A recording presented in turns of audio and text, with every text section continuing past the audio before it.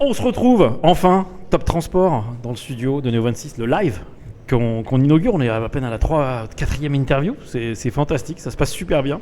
Tout le monde connaît GT Solutions et on a la chance, l'honneur, le privilège de recevoir Mathieu Sarrat qui est le directeur général. Bonjour Mathieu. Bonjour Franck. Comment Bonjour allez-vous? Anthony. Très bien. Bien? Très bien, il y a une super ambiance ici, beaucoup d'énergie, ça fait plaisir de sentir ça dans le secteur aujourd'hui. Bon, bah super. Vous êtes, GT est une entreprise habituée du transport, si je me souviens bien. Mais vous, je crois que c'est la première fois que vous venez ou à peine? Exactement. Voilà, je suis rentré dans l'entreprise il y a une dizaine d'années quand même. Oui. Et j'ai succédé à mon père à la direction générale il y a 5 ans. Et il faut reconnaître que 2020 et les années suivantes ont été des années un peu chahuté. Un peu compliqué. On va en parler parce que c'est vrai que vous êtes le directeur général de l'entreprise. Vous êtes jeune? J'ai 42 ans. 42 ans, mais l'entreprise, elle en a presque le double. Un peu plus, voilà, 78. 78 ans d'ancienneté, 1946, année de création, et c'est une affaire familiale.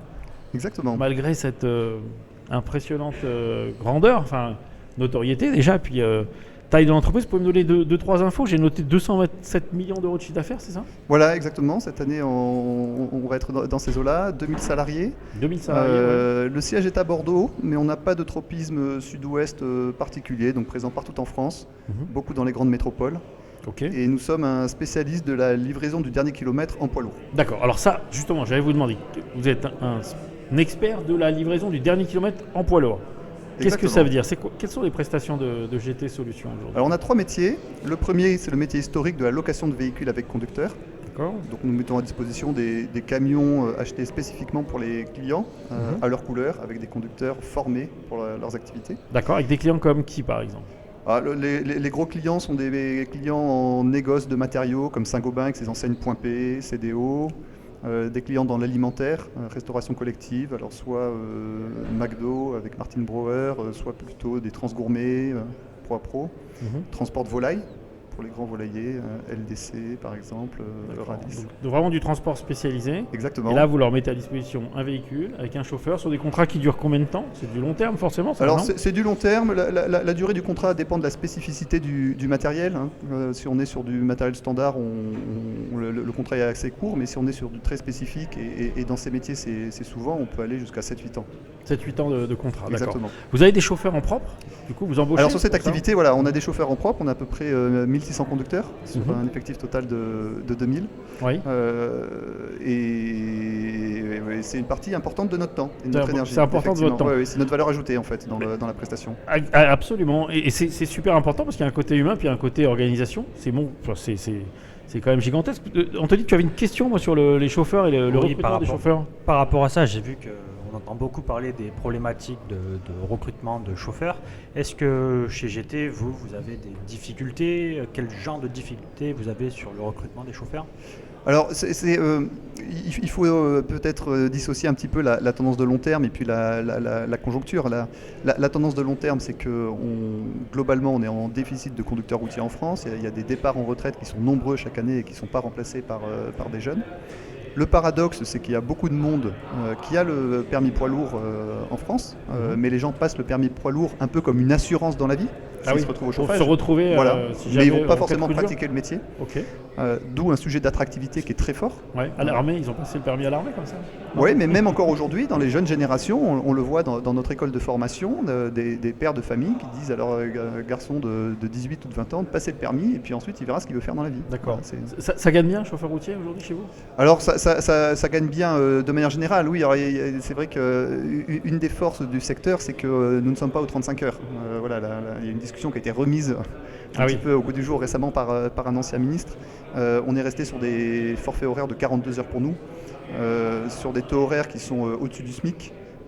Et des frais de route qui sont assez significatifs. Donc oui, un chauffeur gagne au-dessus de 2000, 2200 net assez facilement. Pour 42 heures. C'est un métier pour 42 heures par semaine. Hein, pour 42 heures rémunérées, voilà. Rémunéré. Mais tous ne les font pas en fait. On préfère payer des forfaits horaires un peu plus élevés, même si en distribution c'est souvent difficile de faire 42 heures.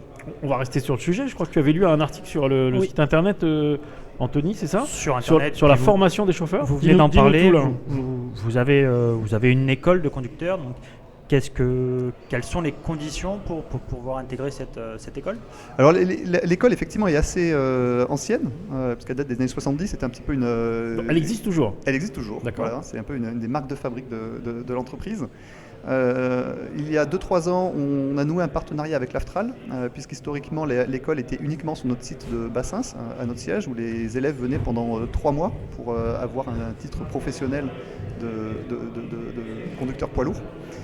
Mais c'est dans une logique d'internat, avec 2 élèves par chambre, et on s'est aperçu que ça correspondait moins aux besoins des nouvelles générations. Voilà, donc on a voulu compléter ce dispositif avec la possibilité de former partout en France, dans les centres Aftral, au plus près de nos exploitations. D'accord. Et on est sur des jeunes généralement qui ont moins de 26 ans, qui viennent se former, donc un peu en formation initiale, ou bien des gens qui ont au-delà de 30 ans, qui sont en reconversion professionnelle, qui sont plus établis dans la vie, qui ont une famille, une femme. Très important, la femme. Alors, il n'y a que des hommes, d'ailleurs, sur des chauffeurs? Il n'y a pas que des hommes. Ouais, non. Vous dites la femme. Oui, le conjoint ouais. est important. Si vous voulez, dans un secteur comme le transport routier, où les conducteurs sont très sollicités, sont très démarchés, c'est important qu'à la maison, il y ait un peu une voix qui les ancre dans la réalité et qui leur dise oui, tu peux peut-être gagner 50 € à côté, mais regarde les avantages que tu as chez tel employeur. Voilà, faire un peu la part des choses. C'est aussi important. D'accord, ok. Je vois que le recrutement, les ressources humaines sont vraiment au cœur de votre activité. On le ressent, on le ressent dans votre discours, on le ressent sur ce qu'on lit sur votre site. On va rester sur les chauffeurs. Lorsque vous les formez, ils sont obligés de travailler chez vous ou ils peuvent aller ailleurs? Et dans ce cas-là, comment vous les fidélisez? Non, alors exactement, ils peuvent aller travailler ailleurs, dans la mesure où on est un organisme de formation qui reçoit des subventions de l'État. On ne peut pas imposer de clause de minimum de travail chez GT. Ce qui nous pose des problèmes, puisqu'un jeune qui se forme va éventuellement découvrir que la longue distance lui convient mieux, par exemple. Il va gagner plus, il va être moins chez lui, mais il va gagner plus. Ou bien il va s'apercevoir que le transport en benne, c'est ce qu'il aime dans la vie. Ou passer son super lourd. Nous, 80% de notre flotte, c'est du poids lourd. On ne va pas forcément emmener tout le monde vers le super lourd, mais certains jeunes... Voilà, donc on est un peu dans ces problématiques de former des gens, mais qui ensuite veulent vivre leur vie, et c'est normal. Il faut s'y adapter. Alors comment vous faites pour les accrocher au mieux, pour les meilleurs d'entre eux, bien entendu? Alors ce qui est important, en fait, c'est qu'avant qu'ils intègrent l'école, c'est de faire des immersions dans nos exploitations pour qu'ils soient à l'aise avec nos métiers. La distribution de pneumatiques, la distribution de matériaux de construction, la volaille, pour que, au-delà de la capacité à conduire un camion, ils aiment le métier pour lequel ils vont travailler. Il y a un point important, c'est que nos conducteurs conduisent 40% de leur temps seulement. Le reste du temps, ils sont en manutention. Donc oui, d'où la spécialisation. Exactement. C'est pas le cas de tout le secteur. Non, d'où la spécialisation et d'où le fait que pour aimer être conducteur routier chez GT, il faut aimer le contact avec le client, avec le destinataire.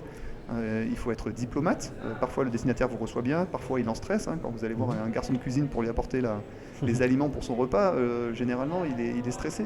Et puis, parfois, il est sympa et il vous offre un café. D'accord. Il faut aimer ça. Donc, il y a une partie un peu semi-commerciale, enfin de relations, pour lesquelles vous initiez vos équipes. Comment ça se passe? Nos conducteurs sont les représentants de nos clients auprès des clients de nos clients. D'accord. Donc on les forme beaucoup effectivement à l'aspect communication non violente, à la manière de se comporter, aux gestes et postures également, pas qu'à la conduite, sur tout ce qui est autour en fait du camion et de la conduite. De la pédagogie autour de la livraison et de la relation client, c'est intéressant. J'ai vu aussi sur votre site, je passe sur un autre sujet, mais qui est aussi un sujet proche de tout ce qui concerne ce qu'on appelle les people, dont on parle beaucoup aussi comme ça. C'est votre démarche. Vous avez une démarche qui s'appelle Grandir tous ensemble, qui engage l'ensemble des salariés à participer à la définition des valeurs de l'entreprise. Comment cette initiative a-t-elle influencé la culture d'entreprise chez GT, en culture historique, puisque ça fait 78 ans que vous existez, et est-ce qu'elle a contribué à renforcer la relation entre les équipes et vous-même, et les membres de la direction? Oui, c'est quoi Grandir tous ensemble d'ailleurs? Grandir tous ensemble. Effectivement, c'est une démarche que mon père Michel avait lancée au début des années 2010. Pour déscléroser l'entreprise en quelque sorte. L'entreprise était très pyramidale. Il y a un chef c'est fait pour cheffer, il y a un comité de direction, il est fait pour diriger, et puis voilà, ça cascade. C'est assez rare d'entendre un discours comme ça, de le reconnaître déjà. Voilà, bon, ça cascade des mal, quoi. Et mon père avait insufflé ça de manière à redonner au fond le pouvoir aux gens qui produisent le service pour les clients, qui sont importants pour les clients, qui sont les conducteurs, qui sont les exploitants de premier niveau. Il y a eu plusieurs dimensions. Il y a eu notamment le fait en 2016 de travailler sur l'identité de l'entreprise, la raison d'être, les valeurs, une projection à 10 ans. Et nous avons essayé un certain nombre d'initiatives. On a mis en place du recrutement collaboratif, c'est-à-dire quand on recrute un manager, dans les gens qui le reçoivent, il y a ses futurs équipiers par exemple.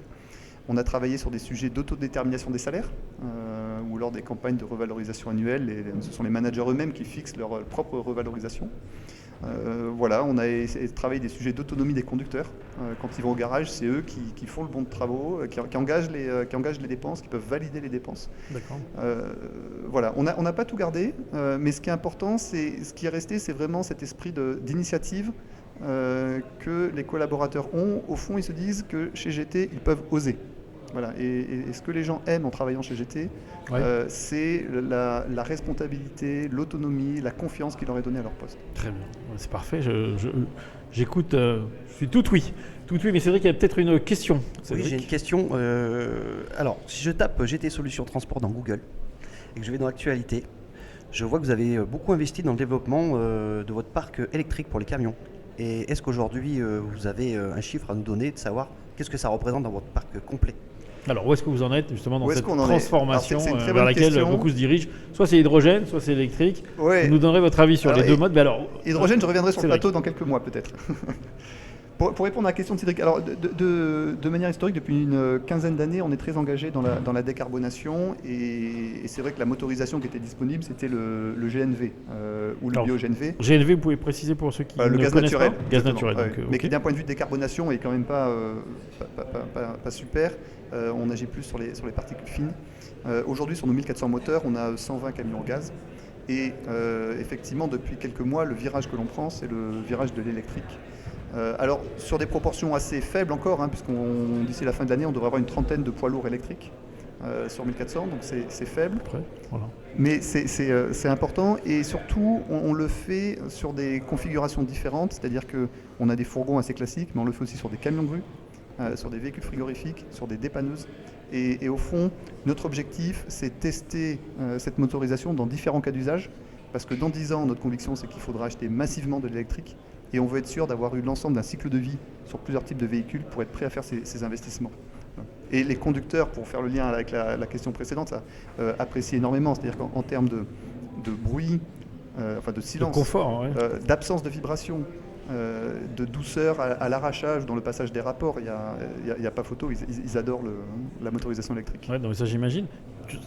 Tu voulais poser une autre question peut-être, Cédric? Non, j'ai l'impression que GT Solutions, ils sont très, très à cheval sur tout ce qui est éthique. Le personnel, la décarbonisation. Pardon, j'ai bafouillé.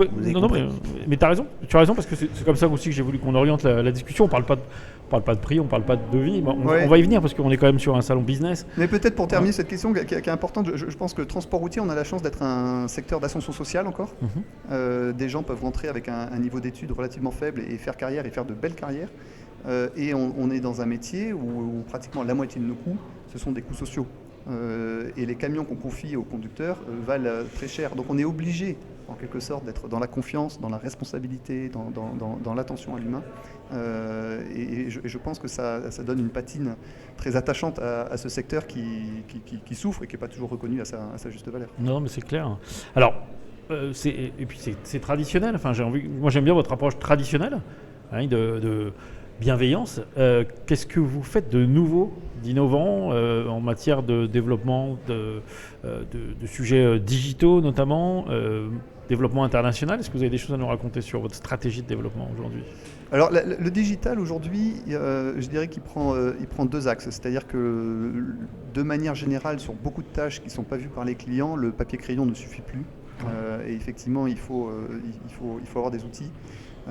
Mais il faut également travailler davantage l'ergonomie, la convivialité des interfaces que l'on a avec nos clients et avec nos conducteurs.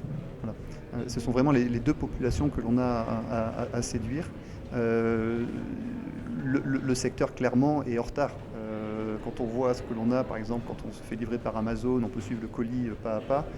Aujourd'hui, cette traçabilité, on ne la retrouve pas toujours dans le transport de marchandises en camion complet ou en lot partiel. Voilà, donc on a quand même toute une étape à franchir qu'on essaye de franchir rapidement chez GT. Moi j'aime bien, il y a un côté très smooth chez vous, comme on dit en anglais. Est-ce que vous vouliez rajouter quelque chose? On va conclure là-dessus, je vous laisse faire la conclusion. Est-ce qu'il y a un message que vous avez envie de faire passer aujourd'hui parce que vous êtes à Top Transport, parce qu'on va diffuser cette vidéo le plus largement possible. Moi je vous vois tellement peu communiquer que je trouve...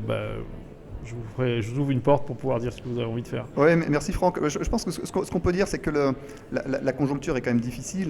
Depuis début 2023, les volumes sont faibles et le secteur, globalement, est à la peine. Pour autant, il ne faut pas perdre de vue toutes les mutations que le secteur est en train de vivre, que ce soit d'un point de vue motorisation, et c'est une très bonne nouvelle par rapport à la décarbonation et à la problématique climatique, mais également digitalisation et attractivité du métier, qui est effectivement clé pour les acteurs. Pas mal, ok. Merci. Moi, avant de partir, je vais vous faire un petit cadeau. Je sais que vous rentrez sur Bordeaux. Il paraît que vous n'avez pas de valise. J'espère que le format EasyJet vous conviendra. Voilà, c'est un sac qu'on a fait faire. Un sac bowling qu'on appelle ça. Vous pouvez mettre des gants de boxe aussi. Vous pouvez mettre ce que vous voulez. Mais en tout cas, voilà, c'est un cadeau. Vous aurez un souvenir de nous. Merci beaucoup, Mathieu. Merci beaucoup, Franck. Très beau salon. On va espérer que tout se passe et se déroule comme vous le souhaitez. Et nous, on va rester proche de vos équipes. Vous avez un stand tout près de nous. À bientôt. Merci, Mathieu. Merci.